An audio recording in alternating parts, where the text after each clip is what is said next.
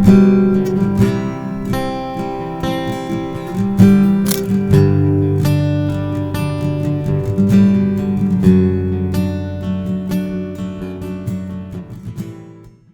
Sobat Melolam, ketemu lagi bareng gue Helvan di Bicara Melodi. Kali ini kita kedatangan tamu, seorang musisi yang pernah di Inggris katanya. Ini kita ngobrol-ngobrol ya. Kita sambut aja Mas Alif. Halo semuanya, halo. Halo Mas Alif, thank you banget udah main-main ke Melodi Alam. Thank you Mas. Gue yang thank you Mas, udah Thank you. diajak main ke sini. Ya, kan? sama-sama. Mas Alif, ntar nggak cuma ngobrol-ngobrol aja, tapi juga ada di Melodi Taman. Bawain lagu apa Mas? Ntar di Melodi Taman? Bawain Nothing Comes Easy. Wah, nothing comes easy, jadi stay tune aja. Nah, kita hari ini mau ngobrol-ngobrol tentang karir Mas Alif lah di musik, dari perjalanan dari Inggris sampai ke Indonesia gimana. Kan santai aja sih kita Mas. Santai aja kita. Nyantai. Mas semua nyantai ya, Mas. Nyantai semua sih. Tuh ada Mas Fajar, nyantai ya, Mas. Tapi main air tuh Mas Fajar ya. Gue mau nanya dari perjalanan lo lah, dari kecil mungkin lo udah cekokin musik mungkin sama orang tua lo. Yeah. Mungkin lo searching sendiri. Lo dari umur berapa sih, Mas? Mulai ya senang musik dulu lah. Kayaknya dari lahir emang dicekokin musik iya? sama orang tua ya. Bener gitu. gue berarti. Emang kebetulan nyokap gue juga penyanyi paduan suara juga. Oke. Dia Paragita UI. Itu jadi gue juga dari kecil udah dikasih lagu-lagu 80-an, 90-an, Oke. segala macam lah gue. Tapi mulai seneng nyanyi itu dari umur 6 tahun. Dari 6 tahun ya? Iya. Jadi dulu waktu 6 tahun itu gue dilesin Purwacaraka dulu. Oh, oke. Terus habis itu Itu main gitar mereka lo? nyanyi Malah. iya. Oke. Dulu bawain lagu Bon Jovi It's My Life. It's My Waktu- Life. Pada ya. masa itu. Peak banget lagu itu ya. Iya. Terus gue karena waktu itu juga ngefans banget sama Bon Jovi, Purwacaraka itu kan suka adain ini ya mereka ya, konser tahunan gitulah. Nah, pada saat itu gue bener-bener imitasi Bon Jovi banget lah kayaknya. Oke. Celana kulit, Imitasi. jaket kulit, Iya. nyanyi, loncat-loncat, Total ya. iya. Dari style gitu-gitu. Iya. Selain Bon Jovi apa Mas yang mungkin lu senengnya 80-90? Gue juga kebetulan interestnya di ya ranah-ranah 80-90 lah. Oke. Kalau di 80-an siapa Mas? Yang lo bokap banget lah? 80-an tuh Toto sih gue. Toto Afrika. Toto Afrika, Rosana. Ya, Rosana. Banyak lah Toto. Oke. Gue seneng banget sama mereka secara instrumen dan secara apa ya, arrangement mereka dan segala macam itu Toto. wow banget lah. Ya. Toto gitu. Sangat variatif sih. Iya, Toto sangat ya. variatif, benar. Variatif banget. Itu dan juga kenapa sorry? Kalau 90-an Oasis gitu-gitu. Oasis, YouTube, Britpop Mania. Britpop Mania. Mantap. Ya. Blur juga. Blur gue oke lah. Oke lah ya. Gue bisa terima lah. Oke. Ya, tapi gue lebih fokus ke Oasis dan YouTube lah ya. Gitu. Liam dan Noel. Iya, dan Noel. Drama berdua itulah. Ya. Kalau gue tim Damon Albarn lagi. Oh gitu. Tapi gak apa-apa, gue denger Oasis juga. Oh iya. Gue tim Mereka Damon biasanya Albarn. agak-agak ini kan. Iya, beririsan. Iya. Sebenarnya kayaknya nggak tahu ya, menurut gue Damon Albarn sama Liam Noel kayaknya baik-baik aja sih menurut gue ya. Iya sih. Mungkin ya fans-fansnya aja gitu. Iya. Buktinya kita satu frame. Iya. Blur dan Oasis. Kita nggak masalah. Gak masalah kita, baik-baik aja. Di belakang aja masalah. Canda-canda. Iya. Oke, main musik dari umur 6 tahun. Iya. Bon Jovi ya. Bon Jovi waktu Awal-awal itu ya, yang apa ya, mendoktrin lo jadi senang musik Iya, kali ya. Bon Jovi dan mungkin Ricky Martin dulu ya. Ricky Martin. Ricky Ya. Martin apa? Aduh gue lupa lagi lagunya. Itulah. Gua nggak ikut. Ricky Martin tuh 90 ya? 80-an ya? Inside out, Oh, living iya. like Frida Loka. Ya. Oh ya, kayak samba-samba gitu ya? Pop Ya, banget lah, pop gitu samba ya? gitu, pop samba Latin ya? dulu lah. Iya, tahu gue pernah dengar. Oke, Ricky Martin. Ternyata Mas Alif Oasis deh. Em, aduh. Sebenarnya nggak ada apa-apa kok. Nggak ada apa-apa kok. Aman kita. Aman. Aman. Oke, main musik dari umur 6 tahun Iya. sampai akhirnya lo mulai apa ya? Mulai serius main musik lah. Tuh di umur berapa akhirnya? Agak panjang nih. Jadi gue waktu gue mulai serius itu sebenarnya setelah lulus SMA gue mulai serius banget. Tapi waktu gue tuh sempat ada di fase dimana gue cukup malu untuk nyanyi ya. Oke. Pada mungkin pas masih SD kelas 6 gitu ya kan, Oh, iya. baru mulai urat malunya baru keluar tuh. Iya. Baru udah mikir kalau nyanyi pakai celana kulit sama jaket kulit kayaknya aduh Aneh nggak sih? gimana ya, Iya. ya gue insecure sendiri lah gitu. Iya. Ya cuman ya setelah lulus SMA gue sempat kuliah dulu 1 semester 1 tahun lah Oke. di UI Di UI. di jurusan manajemen, tapi enggak lah, Ya terus. beruntung aja itu. Hoki. Oke.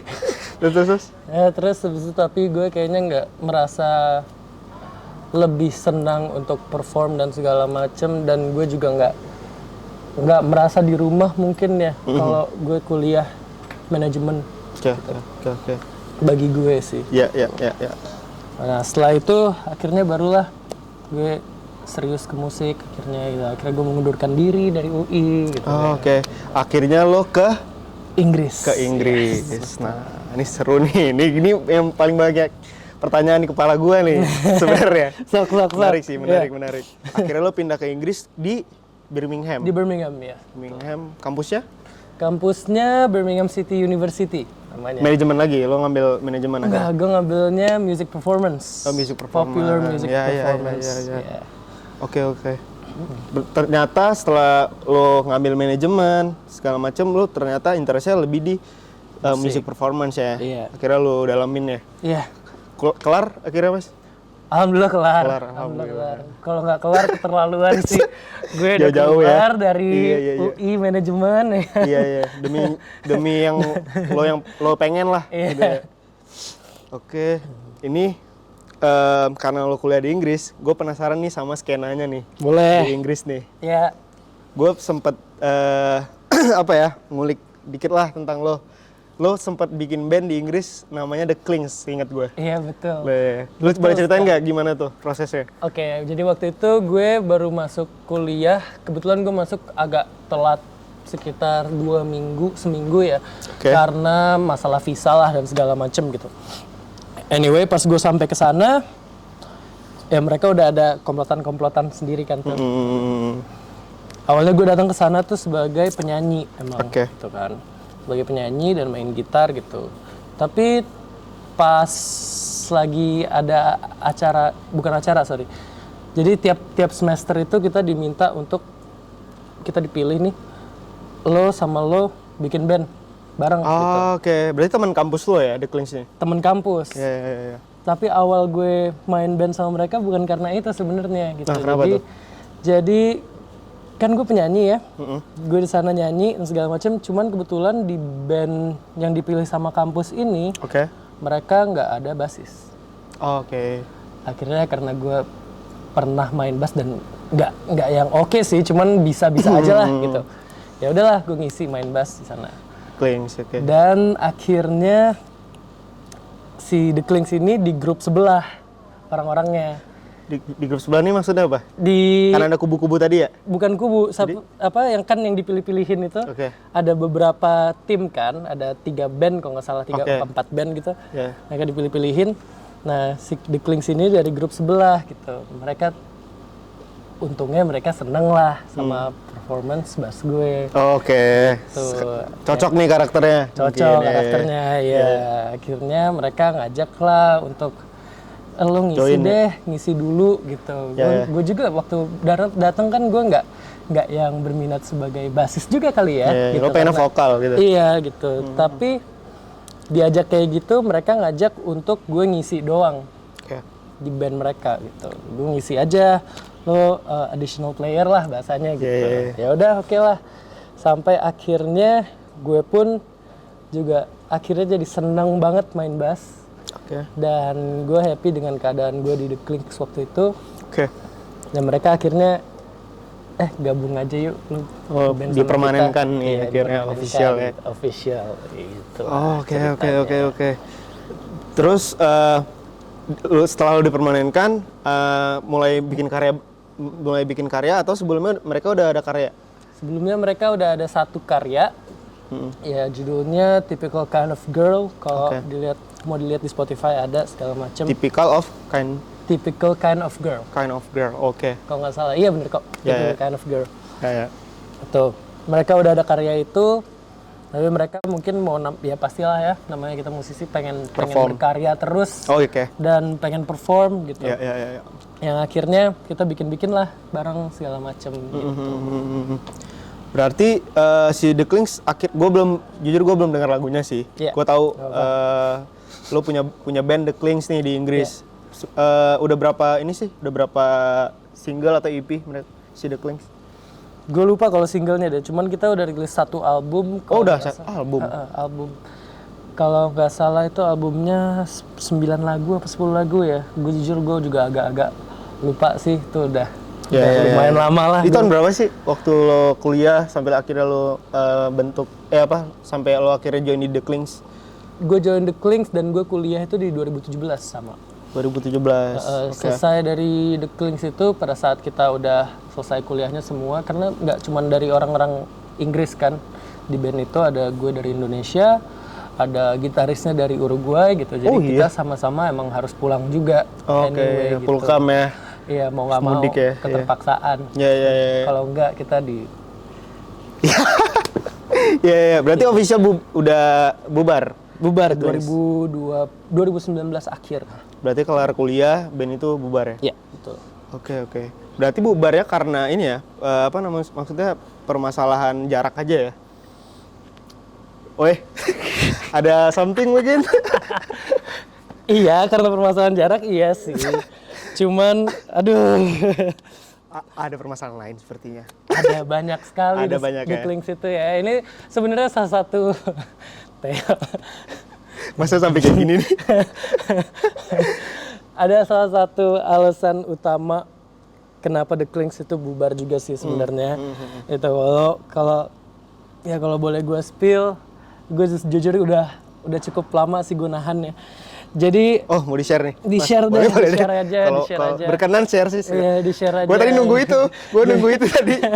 Oh, ternyata boleh ya. Udah silakan. Silakan Mas. Unek-uneknya pengen keluar. Kenapa nih? What happened? Ya, jadi emang The Clinks itu udah setahun terakhir The Clinks aktif.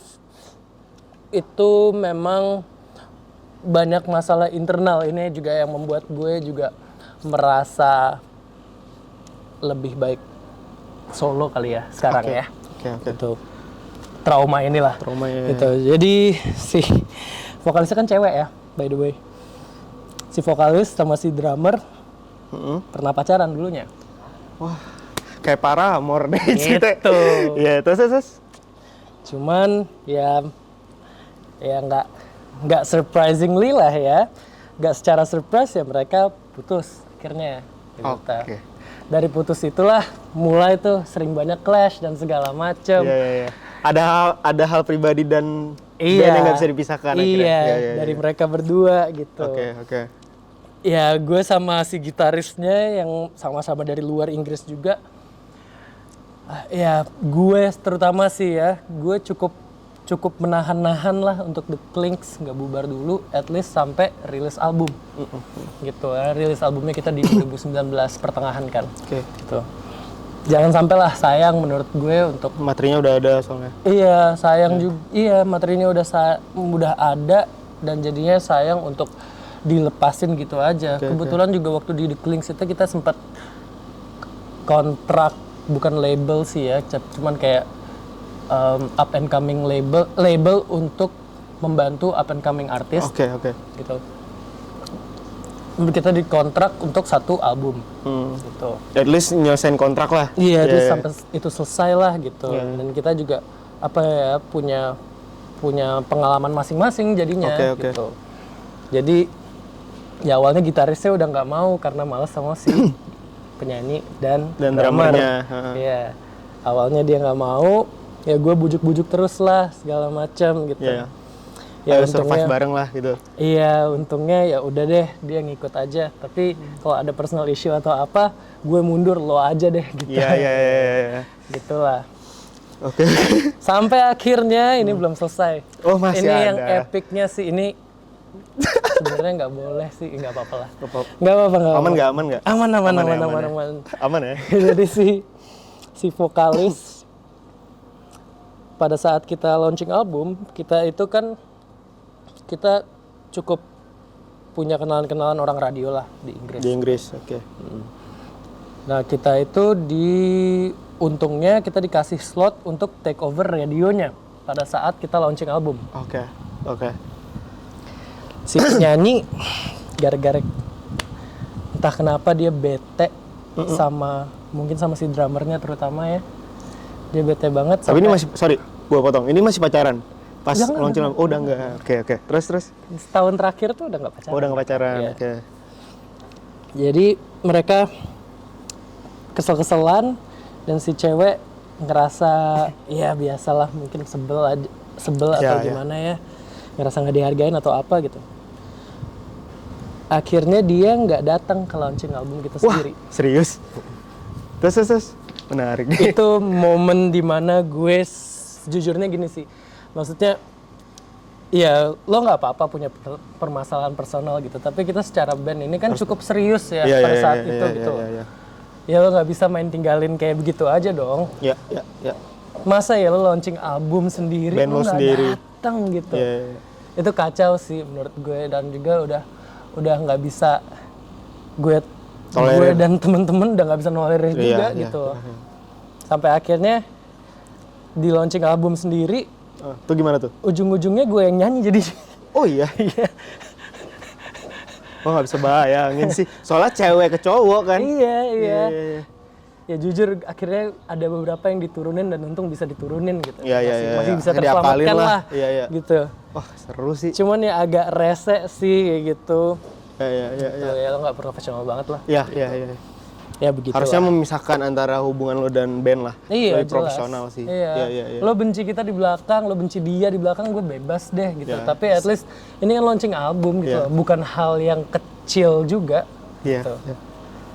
Itulah. Gue begitu. mau nanya yang lebih Drama. ini nih, lebih takut. silakan. Coba ditanya. Berarti setelah album itu, ya lo selalu launching album.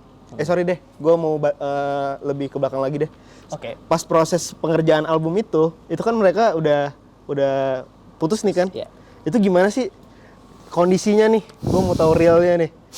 Pasti kan gak enak banget kan dengan keadaan kayak gitu kan? Iya. Kalau nggak mau dijawab nggak apa-apa mas. Jawab, gue jawab.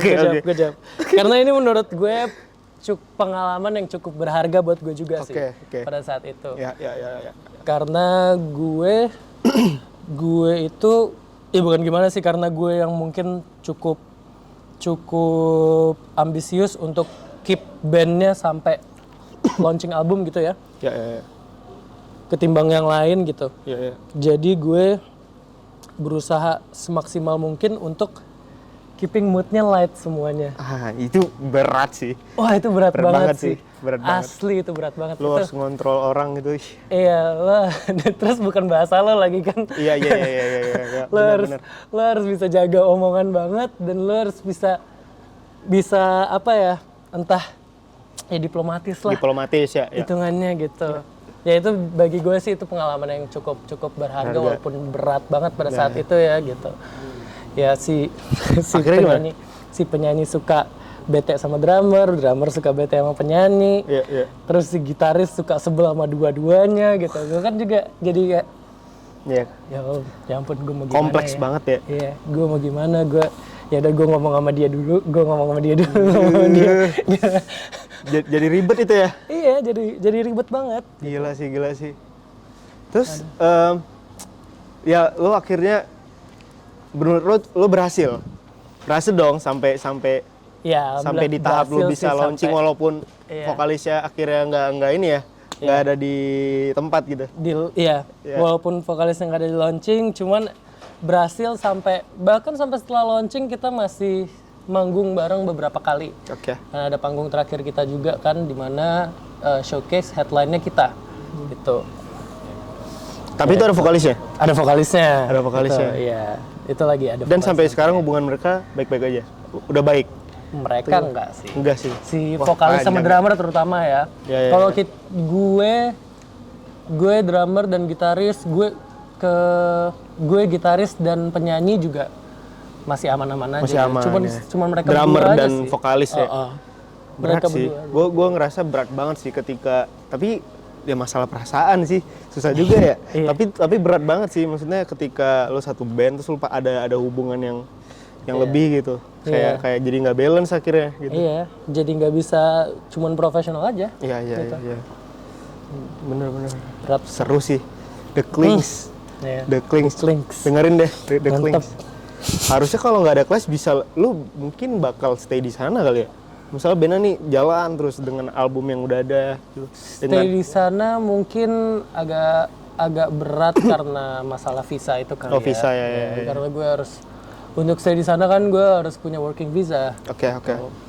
Jadi itu yang bikin berat lah. Berat, cuman kalau misalnya aman-aman aja, menurut gue pribadi sih kayaknya si The Clinks, at least kita bisa kolaborasi secara jauh. Ya, untuk tetap bikin karya lah. Iya. Gitu ya. Kita masih ikut kerja bareng gitu lah. Iya. Mau gimana pun juga gitu. Tapi ya sekarang udah bener-bener misah sih. Iya.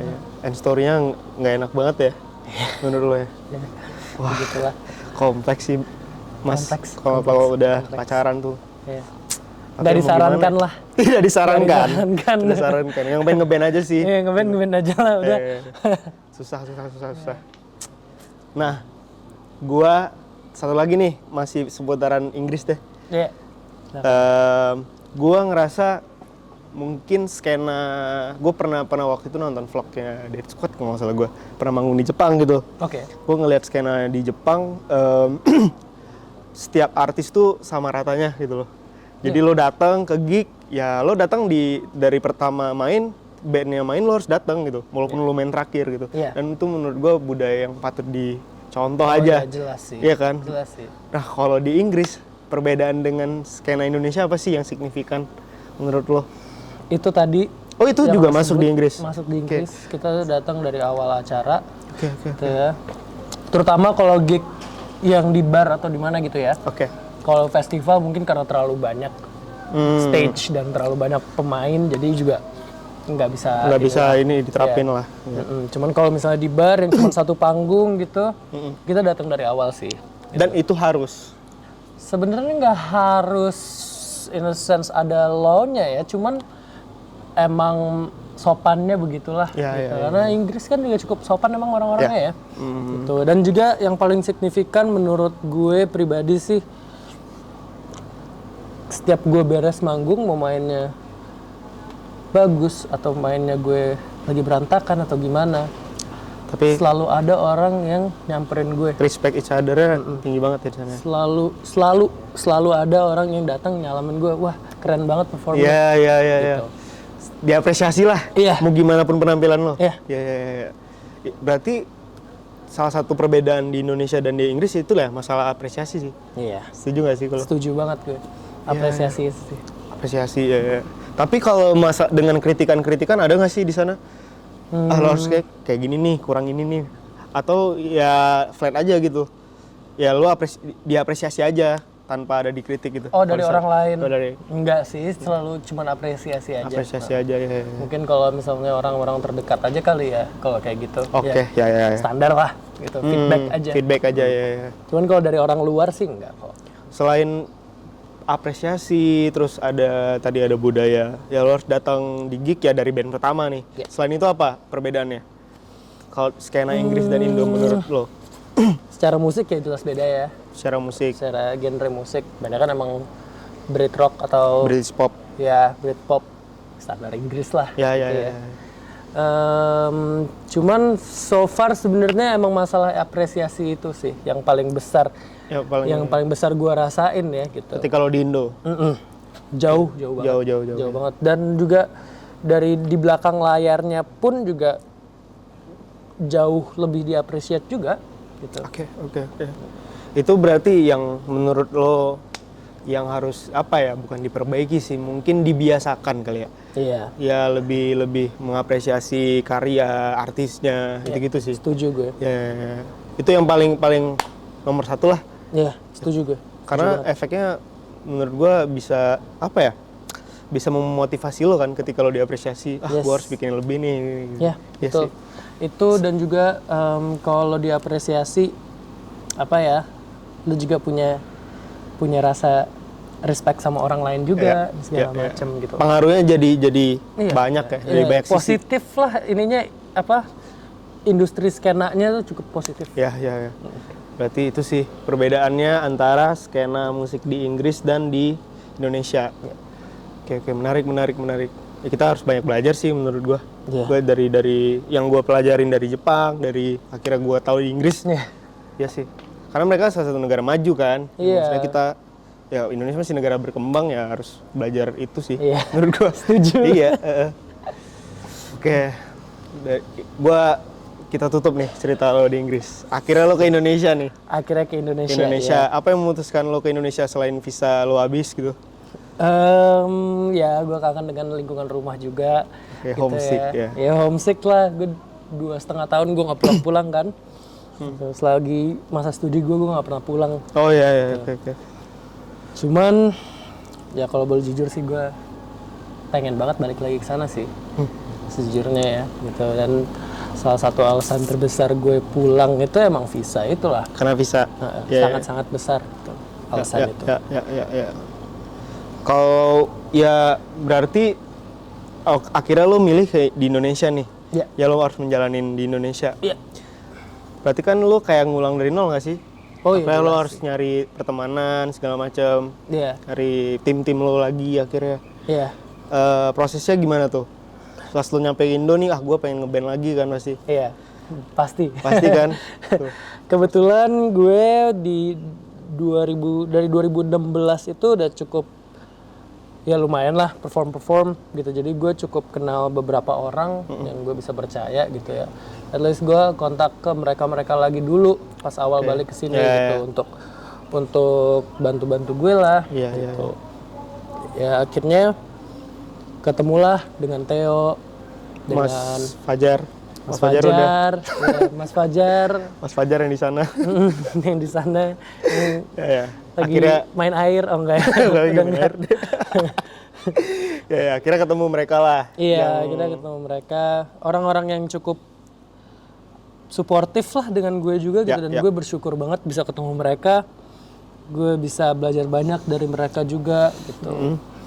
Nah, cuman pas awal-awal gue balik itu kan 2020 awal ya, yang akhirnya ternyata pandemi. Oke, gue mau nanya, setelah lo balik ke Indo, akhirnya lo milih Solo ya? Iya. Akhirnya lo milih Solo, terus kan nih lo udah rilis 5 lagu kan? Dari 5 lagu. Proses rekamannya itu dari lo di Inggris atau udah lo di Indo? Kalau bikin lagunya sendiri, bahkan gue sebelum berangkat ke Inggris sudah ada. Oh udah ada. Tapi mulai produksi itu gue di 2020 karena gue waktu itu baru balik dari Inggris. Oke. Tiba-tiba pandemi. Masih pas pandemi banget tuh ya? Iya pas pandemi banget.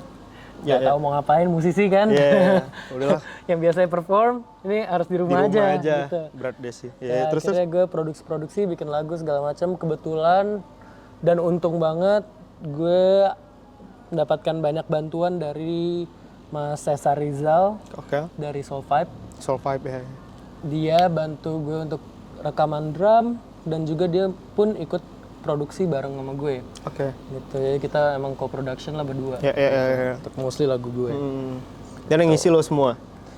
Yang ngisi gue beberapa lagu ada yang gue bawa orang lain segala macam sih mungkin karena emang rasa pengen kolaboratif juga ya gitu. Tapi mostly emang banyakan gue yang ngisi Ya. jadinya. Hampir overall lo yang ngisi lah ya. Kecuali drum ya. Kecuali drum. Drum Oke. ada si Cesar soalnya. Oh, ada Mas Cesar namanya. Cesar, Ya. Cesar. Dari akhirnya lo ngerilis 5 lagu. Perjalanan waktu nih ya. Akhirnya ngerilis 5 lagu. Sebenarnya dari 5 lagu itu dari semuanya pesan apa yang mau lo sampein ke pendengar lo sih sebenarnya? Gue sebenarnya lebih ke pengen bercerita kali ya. Ya. Naik turunnya kehidupan gue sendiri yang mudah-mudahan bisa menjadi, at least kalau nggak bisa membantu orang, at least bisa buat orang, oh dia juga gini kok gitu loh. Oke. Kayak gue juga pengen menyampaikan pesan ke orang bahwa you're not alone in this world gitu. Iya.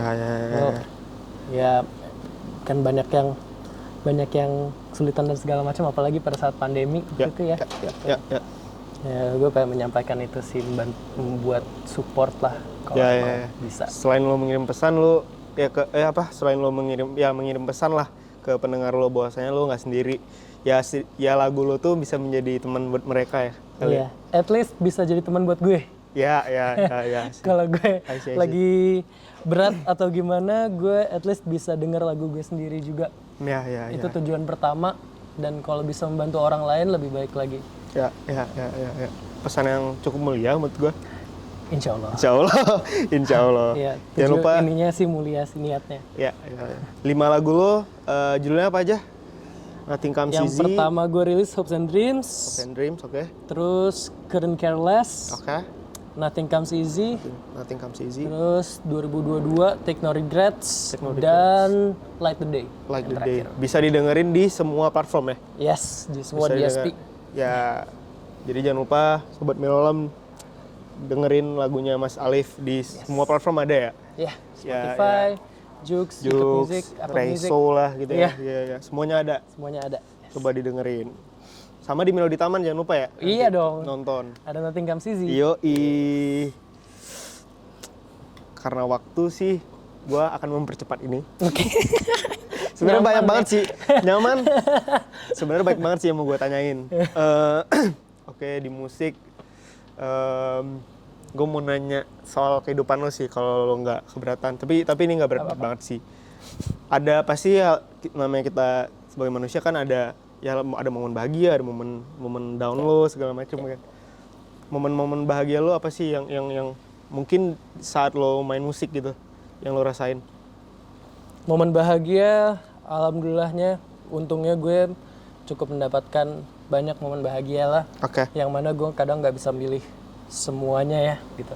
Cuman kalau disuruh pilih 1 atau 2, gue happy banget pada saat produksi, karena gue produksi sendiri juga. Gue happy banget pada saat produksi lagu itu ternyata semuanya works gitu. Dari yang semuanya cuma di kepala, ternyata Bisa tertuang ya? pas kedengerannya oke. Ya. Gue happy banget itu, dan juga gue happy banget ketika gue bawain lagu gue dan orang ikut nyanyi. Ya, itu rasa yang nggak bisa terbayar. Keren sih. Ya, Singelong ya. singalong. Ya, terus. Terus gue juga ya manggung, overall gue happy sih sebenarnya ya. Gue seneng perform, gue seneng loncat-loncat di atas panggung. Ya. Itulah bentuk kebahagiaan lo ya. Iya. Kayak bentuk kebahagiaan semua musisi itu performing ya. Iya. Dan hasil lagu yang sesuai yang diinginkan ya. Iya, Bener betul sih. sekali. Kalau momen ya pastilah ada momen sedih gitu-gitu. Iya. Ada nggak sih? Pada saat gue kuliah sih yang The paling Clings nggak? berat ya. Bukan karena The Clings. Oke. Bukan karena The Clings. Kenapa? Waktu itu gue cukup merasa berat karena ya itu lagi sosial media lagi emang baru-baru naik juga ya. Nah, setelah momen-momen bahagia lo, hampir jatuh gue. Hati-hati Mas. Akhirnya pasti kita setiap manusia ada ya down-nya lah, momen-momen down-nya. Iya. Akhirnya Em, apa yang pernah momen yang lo rasain ketika down lah, sorry. itu waktu itu gue lagi kuliah, pas lagi 2018 kali ya. Itu momen-momen dimana gue cukup down karena ya social media baru naik juga ya. Lagi-lagi marak-maraknya dan pressure dari kanan kiri untuk bikin konten. Gue kan anaknya nggak yang konten banget sebenarnya ya. Oke. Gitu. Nah, terus habis itu juga apa beratnya adalah ngelihat musisi-musisi lain sih kali ya. Gitu, gue jadi menimbulkan perbandingan lah sama mereka, gue jadi insecure gitu. Banyak banget yang hebat-hebat dan segala macem. Ini gue bisa survive nggak di industri ini gitu. Waktu itu gue juga belum jadi musisi sepenuhnya kan, soalnya masih baru jadi pelajar musik gitu. Ceritain ini sih paling ya momen tergelap lo lah selama ya hidup lo gitu. Berarti tadi lagu Nothing Comes Easy jadi penyemangat lo lah, ya kan? Selain itu ada nggak momen-momen yang lo rasain yang tergelap deh? Pada saat gue baru keluar dari UI kali ya, itu juga cukup moment of life changing buat gue. Itu juga cukup moment of life changing buat gue, yang membuat gue juga apa ya, waktu itu gue karena gue nggak nyaman di mana dan segala macem, akhirnya gue keluar dan mengecewakan orang tua lah, bisa dibilang lah ya gitu. Ya itu yang bikin gue waktu itu berat lah gitu. Cuman ya all things done, sebenarnya sekarang kalau dilihat ke belakangnya gue insya Allah nggak ada penyesalan sih akan hal itu gitu. Ternyata emang harus dilewatin aja kayaknya. Iya. Oke. Sepertinya kita di penghujung obrolan. Sebenarnya banyak banget sih yang pengen gue obrolin. Ntar kapan-kapan main lagi. Mungkin keluarin album, next project. Kita main-main lagi kesini mau gak? Pasti dong. Yo. Thank you. Seru ya. Paling dari gue, thank you banget Mas Alif udah datang. Gue yang thank you. Kita bagi gini ya? Iya, kita harus gini. Thank you banget udah datang di Bicara Melodi, di Melodi Taman nantinya. Thank you banget. Next main kesini lagi. Mungkin ada hal-hal yang mau lo sampein ke pendengar lo atau apa? Bagi yang emang udah mendengarkan lagu-lagunya, gue mau pesen thank you banget udah dengerin.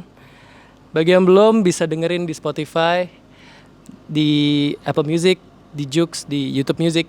Mau search aja Alif Maulana, nanti keluar. Insya Allah keluar. Dan kalau mau follow Instagram atau lihat-lihat atau gimana, boleh ke @alifmaulana147. Siap. Itu aja. Lagi, Mas, thank you udah datang. Thank you, makasih banyak. Thank you. Halo Sobat Melolam. Kita pamit dulu. Ketemu lagi di next episode. Thanks for watching.